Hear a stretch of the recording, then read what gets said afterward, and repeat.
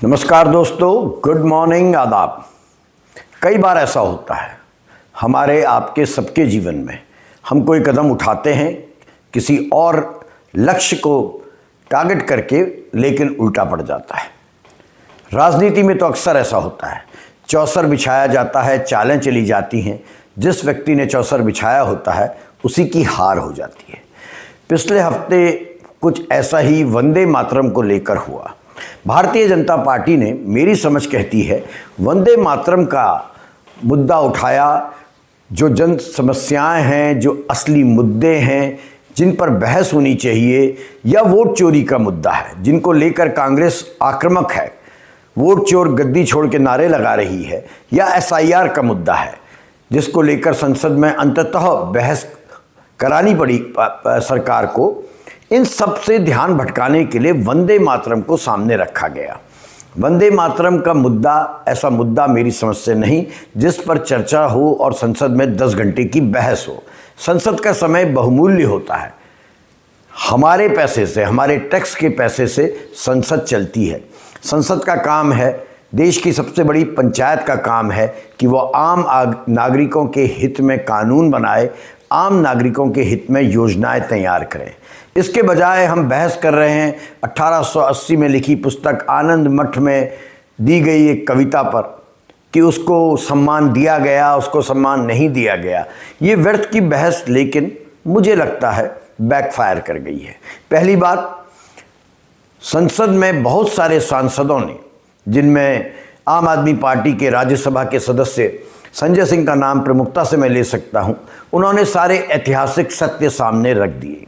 वंदे मातरम की बहस के दौरान जो बीजेपी को खले होंगे, या ये कहा जा सकता है कि वंदे मातरम डिबेट से जो हासिल करना चाहा होगा वो हासिल नहीं हुआ। और इसके साथ एक और बात हुई, प्रधानमंत्री जी से एक चूक हो गई जब वो इस बहस के दौरान बात कर रहे थे, और वो चूक बंगाल के चुनाव में भारतीय जनता पार्टी को भारी पड़ सकती है।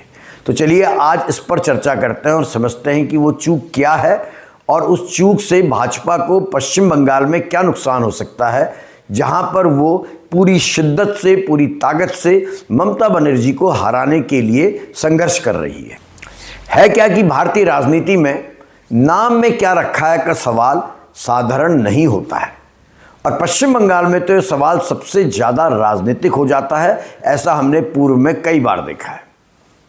विलियम शेक्सपियर ने रोमियो और जूलियट में प्रेम के संदर्भ में कहा कि नाम बदल लेने से गुलाब की खुशबू नहीं बदलती, लेकिन बंगाल की राजनीति में नाम गुलाब नहीं बल्कि हथियार बन जाता है। यहाँ नाम, संबोधन और ऐतिहासिक संदर्भ सत्ता, अस्मिता और नैतिक अधिकार तय करते हैं। एक शब्द पूरे विमर्श को शासन और नीतियों से हटाकर पहचान और अपमान की ओर मोड़ देता है। ये बंगाल की राजनीति की खासियत है। बंगालीज को समझ पाना, बंगालियों को समझ पाना नॉर्थ इंडियंस के लिए आसान नहीं है, और यही प्रधानमंत्री जी के साथ हो गया। उनका एक शब्द एक बड़ी चूक बन के आने वाले समय में उभरेगा। संसद में प्रधानमंत्री जी द्वारा बंकिम चंद्र चट्टोपाध्याय को बंकिम दा कहे जाने की घटना, यही चूक है।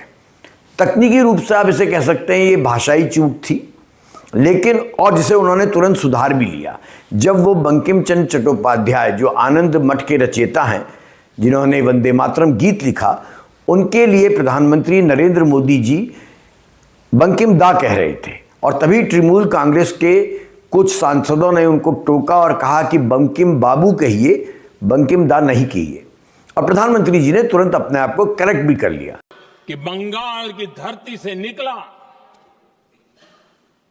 बंकिम दा का ये भाव सूत्र।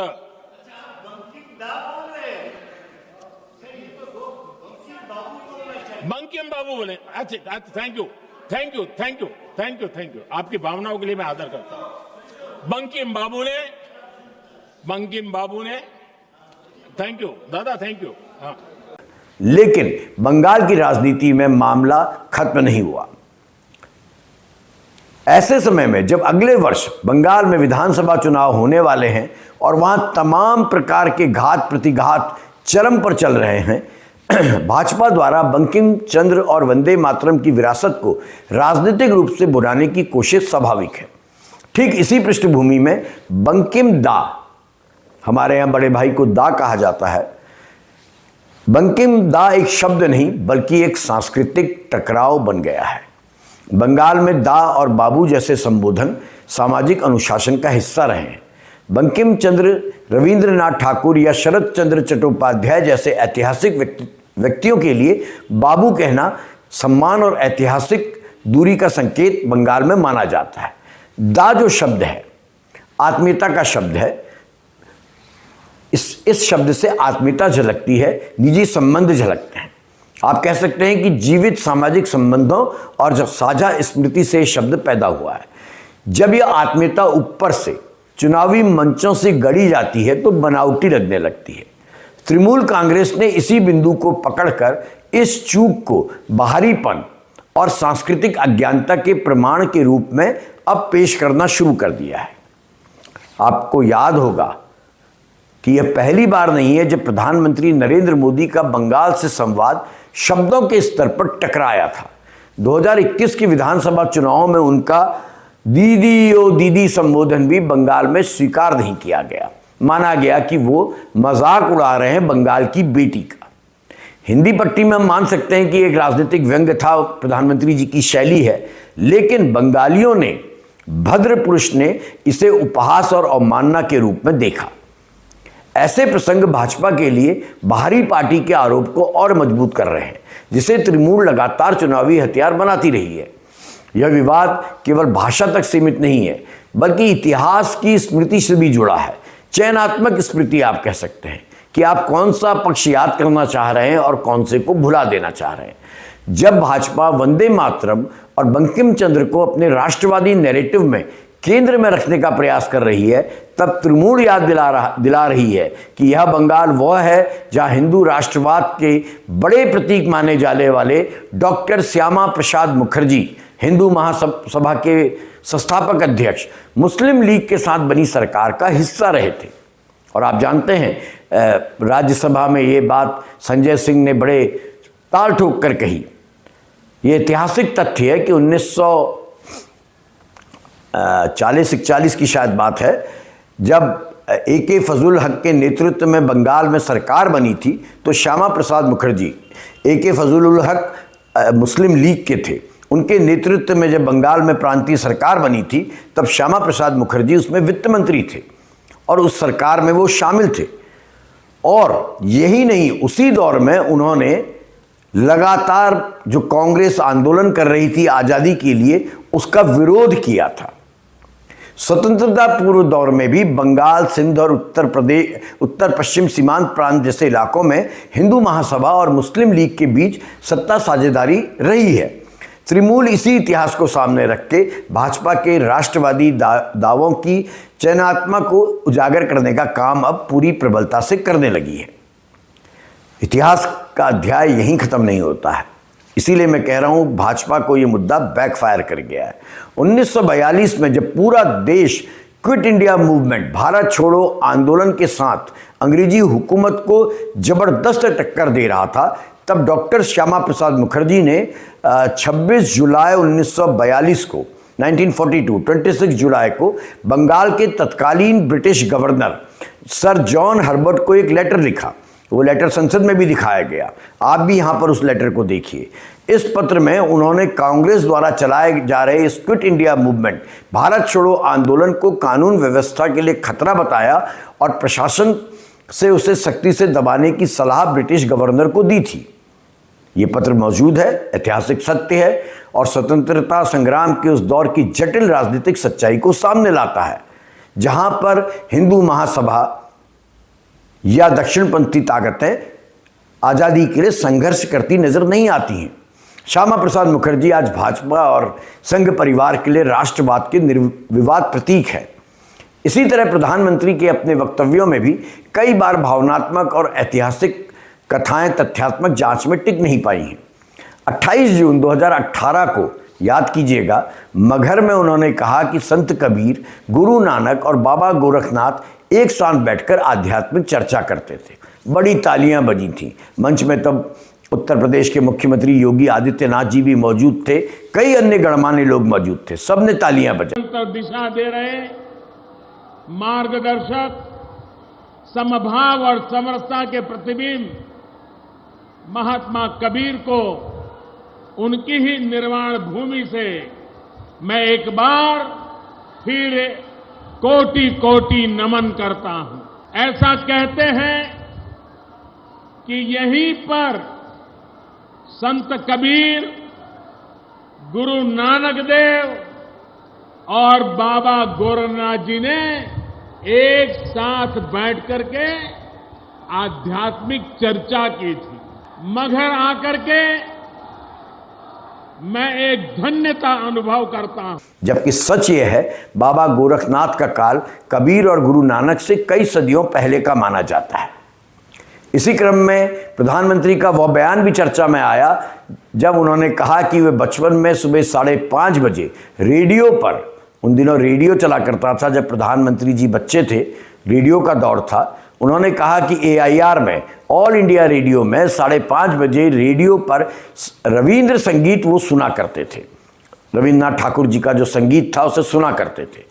बात सुनने में बड़ी अच्छी लगती है, बड़ी आत्मीयता जगाती है, लेकिन बाद में आकाशवाणी के प्रसारण रिकॉर्ड खंगाले गए जिनसे यह साफ हो गया कि उस समय नियमित रूप से 5:30 बजे रविंद्र संगीत का प्रसारण होता ही नहीं था। बंगाल की राजनीति में इसे भी सांस्कृतिक आत्मीयता को गढ़ने की असावधान कोशिश के रूप में देखा गया। लेकिन तथ्यात्मक चूकें केवल प्रधानमंत्री तक ही सीमित नहीं है, यह भी एक सच है। ममता बनर्जी भी अतीत में कई बार ऐतिहासिक और साहित्यिक संदर्भों में गलतियां कर चुकी हैं। 1947 के दंगों के दौरान रविंद्रनाथ ठाकुर द्वारा गांधी जी को जूस पिलाने का उनका कथन बड़ा चर्चा में रहा, जिसकी कोई प्रामाणिकता नहीं मिली। उन्होंने ये भी कहा कि टैगोर की शेक्सपियर और कीट्स से मित्रता थी। ये बयान भी इसके उदाहरण है कि ममता बनर्जी भी वही करती हैं, उसी प्रकार के तथ्य लाती हैं जिनका ना कोई सर होता है ना पैर होता है। बस फर्क सिर्फ इतना है, बंगाल में उन्हें अपनी नेता माना जाता है, इसलिए उनकी गलतियां राजनीतिक रूप से उतनी घातक नहीं बनती हैं। इस पूरी बहस में एक और महत्वपूर्ण परत है, भाजपा का मौजूदा बंगाल नेतृत्व, जिनके दम पर भाजपा ने वहां अपनी जड़ें मजबूत की हैं। आज भाजपा के जिन बड़े चेहरों को तृणमूल कांग्रेस के खिलाफ सबसे मुखर देखा जाता है, उनमें से अधिकांश कभी ना कभी खुद तृणमूल कांग्रेस का हिस्सा रहे। शुभेंद्र अधिकारी हों, मुकुल रॉय हों, अन्य कई नेता हैं, ये ममता बनर्जी के सबसे करीबी सहयोगियों में थे। तृणमूल छोड़कर भाजपा में आए नेताओं ने पार्टी को बंगाल में बेहद मजबूती तो दी, लेकिन साथ ही भाजपा के बाहरी बनाम स्थानीय नैरेटिव को और जटिल बना दिया है। तृणमूल इसी तथ्य को उछालकर यह तर्क देती है कि भाजपा का बंगाल चेहरा भी मूलतः उसी राजनीति से निकला है जिसे आज भाजपा बदलने का दावा कर रही है। अब यह पूरी बहस 2026 के पश्चिम बंगाल विधानसभा चुनाव की ओर बढ़ रही है। मौजूदा विधानसभा में कुल 294 सीटें हैं, जिनमें तृणमूल के पास 213 विधायक हैं और भाजपा के पास 77 विधायक हैं और वो मुख्य विपक्षी दल है। कांग्रेस और वाम दलों की स्थिति लगभग नगण्य है। 2021 के चुनाव में तृणमूल कांग्रेस को करीब 58% वोट मिले थे, जबकि भाजपा ने लगभग 38% वोट हासिल किए थे। भाजपा के लिए बड़ा आंकड़ा है। कांग्रेस को पूरी तरह भाजपा ने वहां रिप्लेस कर लिया है। ये आंकड़े दिखाते हैं कि भाजपा ने बंगाल में तेजी से अपनी जमीन बढ़ाई है। वामपंथियों को तृणमूल कांग्रेस ने पूरी तरह हाशिए में डाल दिया और जो कांग्रेस का वोट शेयर था वो बीजेपी ने अपनी तरफ कर लिया है, लेकिन सत्ता से अभी भी वो बहुत दूर है। 10% का गैप है। यही वजह है कि अब बंगाल की लड़ाई खुलकर शुरू हो चुकी है। भाजपा हर हाल में ममता दीदी को सत्ता से हटाकर राज्य में अपनी सरकार बनाने का प्रयास कर रही है और तृणमूल इसी चुनौती को बंगाल की अस्मिता और सांस्कृतिक स्वाभिमान से जोड़कर खेल रही है। आने वाले महीनों में आरोप और प्रत्यारोप बहुत तेज होंगे। नामों, प्रतीकों और इतिहास पर बहस होगी। सुभाष चंद्र बोस जी का नाम उछाला जाएगा। भाजपा क्लेम करेगी कि कांग्रेस ने सुभाष चंद्र बोस के साथ अपमानजनक व्यवहार किया। भाजपा सुभाष चंद्र बोस जी के नाम को अपनी ओर करने का प्रयास करेगी, जैसे गुजरात में सरदार वल्लभ भाई पटेल के नाम को अपनी ओर खींचने का भाजपा ने प्रयास किया। ऐसे में सवाल यह नहीं है कि नाम में क्या रखा है, बल्कि यह है कि इन नामों की लड़ाई के बीच बंगाल के असली मुद्दे शासन, रोजगार और भविष्य कहाँ खड़े रह जाते हैं। बहरहाल इतना तय है कि वंदे मातरम का मुद्दा बीजेपी को बैकफायर कर गया है। आगे देखिए क्या क्या होता है।